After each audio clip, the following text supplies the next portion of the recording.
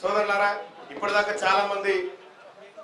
చాలా మందికి ఈ అంశం పైన సంపూర్ణ అవగాహన కనిపిస్తా ఉంది హుజూర్ నగర్ లో. ఎందుకంటే పదే పదే చెప్పాల్సిన పని కూడా లేకుండా చాలా స్వీట్ అండ్ సాడ్ గా మీరే చెప్పుకోవడం జరిగింది. కానీ బాధ్యతగా కొన్ని విషయాలు మాత్రం మీ అందరి దృష్టికి తీసుకొస్తాను.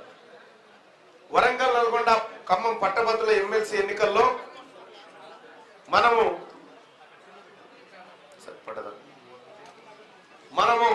కాంగ్రెస్ పార్టీ ఇప్పటి వరకు ఎప్పుడు గెలవలేదు.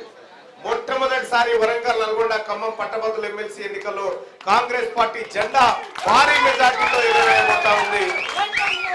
కాబట్టి మిత్రులారా, ప్రతి ఒక్క కాంగ్రెస్ పార్టీ కుటుంబ సభ్యులు అటు లెఫ్ట్ పార్టీలను కూడా కలుపుకుంటూ ముందుకు పోయి ప్రతి ఓటర్ను కలిసి మీరు పట్టభద్రుల ఎమ్మెల్సీ ఎన్నికల్లో ఓటు అభ్యర్థించాల్సిందిగా మీ అందరినీ రిక్వెస్ట్ చేస్తా ఉన్నాం. అయితే ఇది బ్యాలెట్ పేపర్ ఇది. ఈ బ్యాలెట్ పేపర్ లో మన సీరియల్ నెంబర్ 2 అంటే సీరియల్ నెంబర్ 2 ఉంటది. ఆ 2కు ఎదురుగా 1వ నెంబర్ వేయాలి. ఆ 2కు ఎదురుగా 1వ నెంబర్ వేపిస్తే ఆ ఓటు పూర్తి స్థాయి ఓటు మనకు పడ్డట్టు లెక్క. 1 మాత్రమే వేయాలి. ఇక 2వ నెంబర్ ఎవ్వరికి వేయాల్సిన పని లేదు. 2వ నెంబర్ సీరియల్ ఉంది కదా, దీనికి ఎదురుగా 1వ నెంబర్ వేసి ఆ డబ్బాలో వేయించాలి.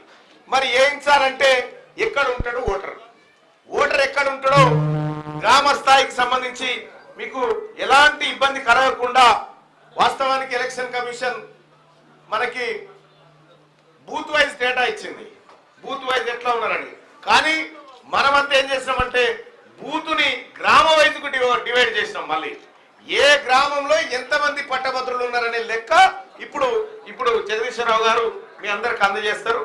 ఆ గ్రామంలో 100 మంది ఉన్నారా, ఆ గ్రామ శాఖ కార్యవర్గం ఈ 100 మందిని గుర్తించి ఈ 100 మందిలో కాంగ్రెస్ పార్టీ వైపు ఎంతమంది ఉన్నారు, అనుకూలంగా ఎంతమంది ఉన్నారు, తటస్థంగా ఎంతమంది ఉన్నారు, ఇవన్నీ చూసుకొని తద్వారా ఎన్ని ఓట్ల పైన మనం వర్క్ చేయాల్సి ఉంది అనేది మైక్రో లెవెల్లో కనుక ఈ వర్క్ చేసుకొస్తే మన ప్రియతమ నాయకుడు ఉత్తమ్ కుమార్ రెడ్డి గారు చెప్పినటువంటి ఆ భారీ మెజార్టీ సాధ్యమవుతుంది.